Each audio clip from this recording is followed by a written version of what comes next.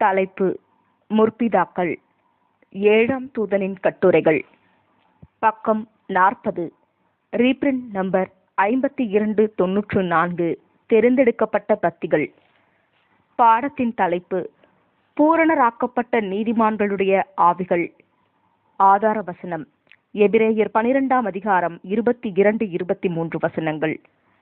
நீங்களோ சீயோன் மலையினிடத்திற்கும் ஜீவனுள்ள தேவனுடைய நகரமாகிய பரம எருசலேமினிடத்திற்கும் 1000-10,000 தேவ தூதர்களினிடத்திற்கும் பரலோகத்தில் பேரெழுதி இருக்கிற முதற் பேரானவர்களின் சர்வ சங்கமாகிய சபையினிடத்திற்கும் யாவருக்கும் நியாயாதிபதியாகிய தேவனிடத்திற்கும் பூரணமாக்கப்பட்ட நீதிமான்களுடைய ஆவிகளிடத்திற்கும் வந்து சேர்ந்தீர்கள். நீதிமான்களின் ஆவிகள் பூரணமாக்கப்படும் காலகட்டத்தை நாம் நெருங்கிக் கொண்டிருக்கிறோம் என்றும் அப்போஸ்தலன் கூறுகின்றார். இவ்வசனத்தை அப்போஸ்தலர் முதலில் முதற்பேரானவர்களின் சபையின் அங்கங்கள் அனைவரையும் குறிப்பிட்டுவிட்டு வசனத்தின் இறுதியிலும் சபையின் இன்னொரு பகுதியினரை குறிப்பிட்டிருப்பார் என்று நாம் யூகிப்பது சரியாக இருக்காது. ஆகையால் இந்த சொற்றொடர் இன்னொரு வகுப்பாரை குறிப்பிடுகின்றது என்ற முடிவுக்கு நாங்கள் வருகிறோம்.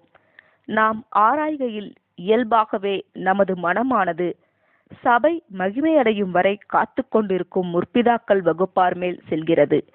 இப்படியாக இவர்கள் இங்கே வரிசையில் வருகிறார்கள்.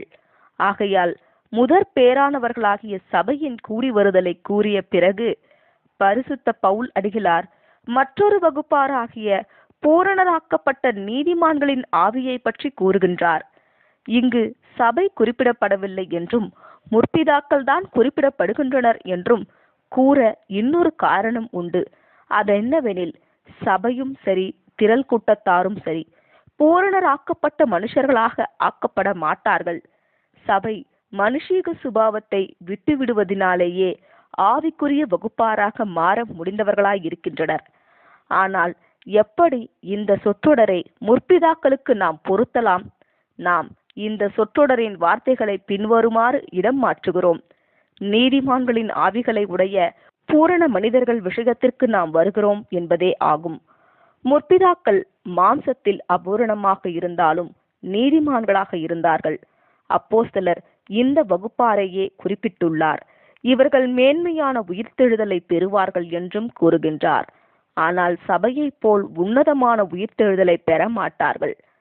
முற்பிதாக்கள் கல்லறையிலிருந்து எழுந்து வரும்போது பூரணப்படுத்தப்பட்ட மாம்சத்தில் வரும் விதத்தில் மேன்மையான உயிர்த்தெழுதலை பெறுவார்கள். இவர்கள் ஆவியில் நீதிமான்களாக இருப்பதினால் திரும்ப கொடுத்தலின் காலங்களுடைய துவக்கத்தில் பூரண மனுஷராக இருப்பார்கள். ஆமேன்.